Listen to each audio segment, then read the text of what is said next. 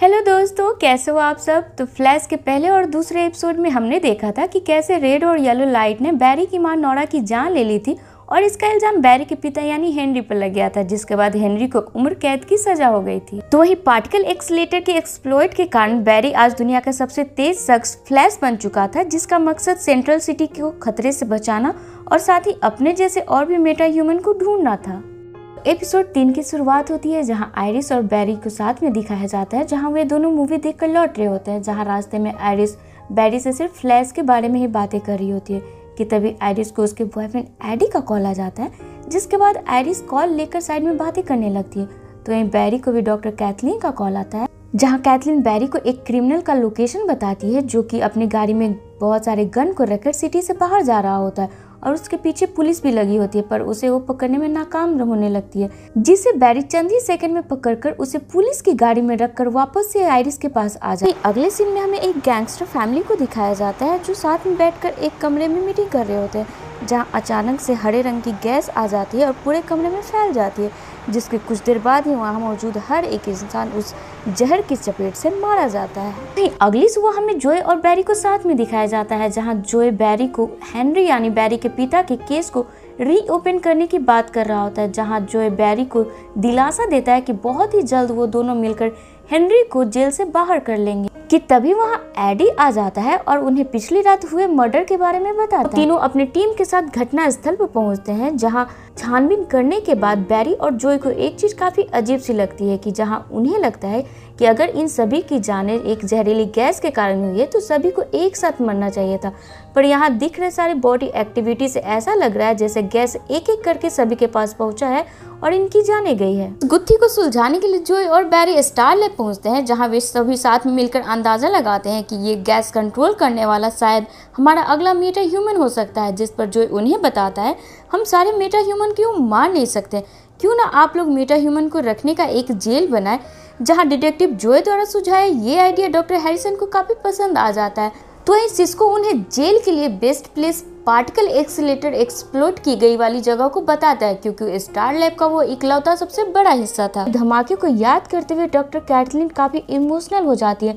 क्योंकि उस धमाके में कैथलीन के पियोन से रॉनी की जान चली गई थी। और यहाँ अब हमें फ्लैशबैक की स्टोरी दिखाई जाती है, जहाँ कैथलीन एक्सपेरिमेंट के सक्सेस होता देखकर अपने मंगेतर रॉनी के साथ अपने हनीमून को सेलिब्रेट करने के लिए जगह डिस्कस कर रही होती है। कि तभी सिस्को डॉक्टर हैरिसन को बताता है, एक तूफान हमारी तरफ आ रही है, शायद ये हमारे एक्सपेरिमेंट के लिए खतरा हो सकता है, हमें इसे लॉन्च करने के लिए थोड़ा देर और इंतजार कर लेना चाहिए। और हैरिसन सभी को यकीन दिलाता है कि ये आने वाला तूफान उनका कुछ नहीं बिगाड़ सकता। जहाँ कुछ ही देर बाद उनके सिस्टम से डेंजर अलर्ट का साउंड बजने लगता है और अब कहानी वापस से प्रेजेंट में आ जाती है, जहाँ डॉक्टर कैथलीन भी इस बार बैरी के साथ बैरी के लैब में जाती है, ताकि वो दोनों मिलकर हरे रंग वाले जहरीले गैस के बारे में पता लगा सके, जो कि उन्होंने डेड बॉडी से इकट्ठा किया था। तो वहीं दूसरी तरफ जोए अपने घर पर ही हेनरी के वीडियो को देख रहा होता है, ताकि जोए को हेनरी के केस के लिए उससे कुछ खास सबूत मिल सके। वहाँ एडी भी आयरिस से मिलने पहुँचता है, पर जोए को वहाँ देखकर उसे बहाना बनाते हुए किसी और केस के बारे में बातें करने लगता है। जहाँ जोए के वहाँ से बाहर जाते ही एडी आयरिस से बोलता है, हमें जोए को सब सच बता देना चाहिए, पर आयरिस ऐसा नहीं चाहती थी, जिससे गुस्सा होकर एडी वहाँ से चला जाता है। तो ही वापस हमें स्टार लैब में सिस्को और डॉक्टर हैरिसन को दिखाया जाता है, जो कि पार्टिकल एक्सीलरेटर की एक्सप्लॉइट वाली जगह की छानबीन करने में लगे होते हैं, ताकि जल्द से जल्द वे मेटा ह्यूमन को कैद करने वाली जेल वहाँ पे बना सके। वहीं स्टार लैब के इस हिस्से में आते ही सिस्को भी इमोशनल हो जाता है और हमें उससे जुड़े एक फ्लैशबैक स्टोरी दिखाई जाती है, जहां हम देखते हैं कैथलीन का मंगेतर रॉनी, जो कि स्टार लैब का चीफ इंजीनियर था, अलर्ट मिलते ही उसे ठीक करने के लिए अकेले ही उस रूम में चला जाता है और वहां का अंदर से गेट लॉक कर लेता है, ताकि अगर कोई प्रॉब्लम भी हो तो वो अकेला ही मरे, बाकी लोग बच सके। कहानी वापस से प्रेजेंट की तरफ दिखाई जाती है, जहां कैथलीन और बैरी साथ में उस हरे रंग के जहर के बारे में पता कर रहे होते हैं, जहां उन्हें एक चौंकाने वाली बात पता चलती है कि पहली बार जांच करते वक्त बॉडी में उन्हें जहर की मात्रा मिली थी, वहीं दूसरी बार जांच के रिपोर्ट के अनुसार वहां से जहर गायब हो गया था, मानो जैसे जहर शरीर से भाप बनकर निकल गया। जहां अब कैथलीन और बैरी को ये यकीन हो चला था कि ये जरूर किसी मेटा ह्यूमन का ही काम है, तो वहीं अगले सीन में हमें एक महिला जज को दिखाया जाता है जो कि सेंट्रल सिटी के मॉल में एक लिफ्ट में जा रही होती है, जहां उसे फॉलो करता हुआ एक गंजा इंसान भी उस महिला जज के पीछे जाता है और खुद को एक हरे रंग के गैस में कन्वर्ट कर उस महिला जज के फेफड़े में घुसकर वहां जहर छोड़ भाग निकलता है कि तभी डिपार्टमेंट में सिटी मॉल में हुए इस इंसिडेंट के बारे में अलर्ट जारी होता है, जहां बिना कुछ सोचे समझे बैरी भी उसे पकड़ने निकल जाता है। दूसरी तरफ बैरी भी उस गंजे शख्स के पीछे जाता है, जहां वो गंजा इंसान बताता है बस एक और शिकार मेरा बचा है, अपनी भलाई चाहते हो तो मेरे रास्ते में मत आओ। जहां बैरी अपनी पूरी ताकत लगाकर उस गैस मैन पर अटैक करता है, पर बैरी उसे हराने में नाकाम हो जाता है, जिसके बाद वो जहरीली गैस वाला शख्स बैरी के अंदर भी अपना जहर छोड़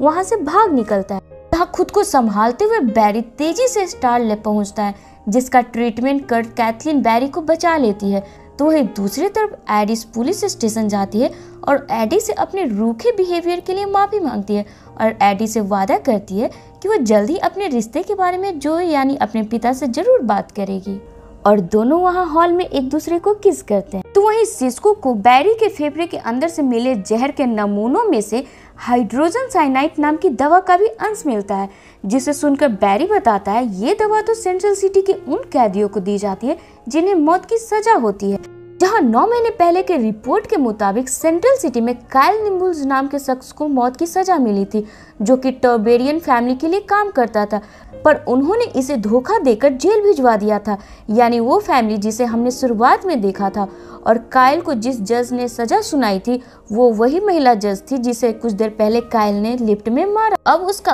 आखिरी शिकार और कोई नहीं, डिटेक्टिव जोय था, जिसने काइल को पकड़ा था। जहां ये सारी बातें मालूम पड़ते ही बैरी एडी से जोय का पता पूछता है, जहां उसे पता चलता है जोय इस वक्त बैरी के पिता हेनरी से मिलने जेल गया है। तभी वहां जेल में काइल भी पहुंच जाता है और जोय के फेफड़े में घुसकर वहां अपना जहर छोड़ वहां से भाग निकलता है कि तभी वहां एन वक्त पर फ्लैश यानी बैरी भी पहुंच जाता है, जो कि जोय को हॉस्पिटल ले जाता है। एक बार फिर से बैरी अपने टीम के इंस्ट्रक्शंस को फॉलो करते हुए काइल को थकाने की कोशिश करता है, क्योंकि बाकी मेटा ह्यूमन की तरह काइल भी अगर अपनी शक्तियों का लगातार इस्तेमाल करता तो वो थक जाएगा और उस वक्त काइल को अपने आप को गैस में कन्वर्ट करने में टाइम लगेगा और उस वक्त काइल को पकड़ना बहुत ही आसान हो जाएगा। और बैरी एग्जैक्ट यही करता है और आखिर में काइल को बैरी पकड़ लेता है और ले जाकर स्टार लैब में बने जेल में डाल देता है। अगले सीन में हमें जोय को दिखाया जाता है, जो कि अब खतरे से बाहर है,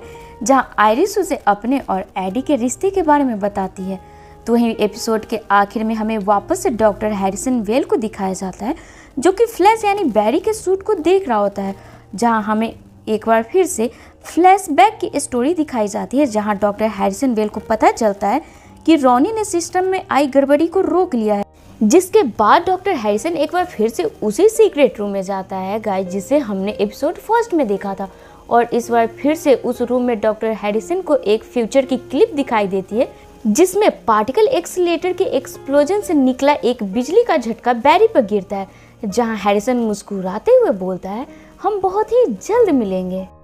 तो फ्रेंड्स, इस एपिसोड के आखिर में हमें इतना बड़ा राज का पता चलता है कि 9 महीने पहले हुए पार्टिकल एक्सीलरेटर का एक्सप्लॉइट कोई एक्सीडेंट नहीं था, बल्कि डॉक्टर हैरिसन का फुल प्रोग्राम किया गया प्लान था। चूंकि रॉनी ने सिस्टम को ठीक कर दिया था, इसके बावजूद भी ये धमाका कैसे हुआ? तो अब सवाल आता है ये कि आखिर डॉक्टर हैरिसन ने ऐसा क्यों किया होगा? तो फ्रेंड, ज़्यादा परेशान होने की ज़रूरत नहीं है, इसका जवाब हमें जल्द ही आने वाले एपिसोड में मिलने वाला है। तो आपसे बस इतना रिक्वेस्ट है कि आप हमारे चैनल को ऐसे ही सपोर्ट और प्यार देते रहे। साथ ही आगे के एपिसोड देखने के लिए आपको कमेंट में क्या लिखना है आपको पता है ना, तो जाइए और ढेर सारा कमेंट कीजिए।